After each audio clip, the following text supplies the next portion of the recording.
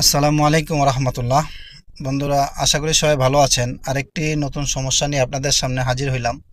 যে গাড়ির জগতে আসলে সমস্যার শেষ নাই, এক এক সময় এক এক ধরনের সমস্যা দেখা দেয়। তো সেই সমস্যাগুলো যদি আপনি পূর্ব থেকে অনুমান করতে পারেন তাহলে অনেক ধরনের ক্ষতি থেকে বাঁচা যায়।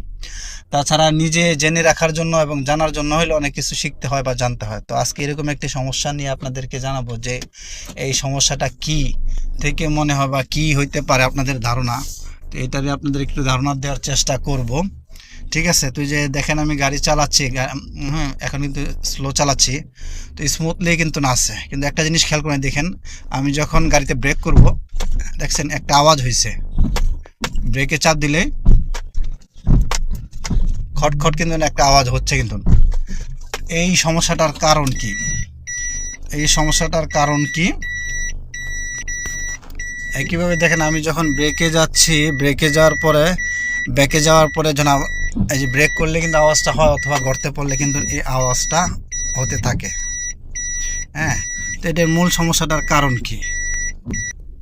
তো এই মূল সমস্যার কারণ এটাই খুঁজে পাওয়া গেল। আমি নিজে এই গাড়ি নিয়ে সরাসরি মিস্ত্রির সাথে কথা বলছিলাম।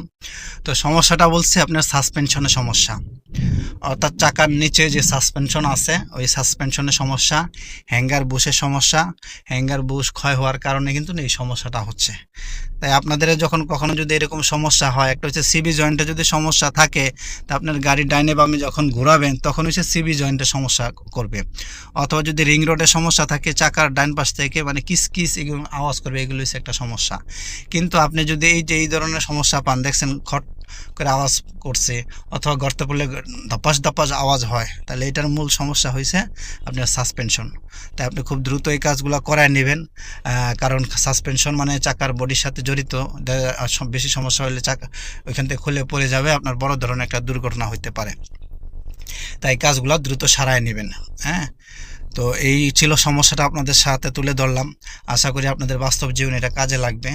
তো আর আজকে আর কথা না, আপনার সবাই ভালো থাকুন, সুস্থ থাকুন, আল্লাহ হাফেজ।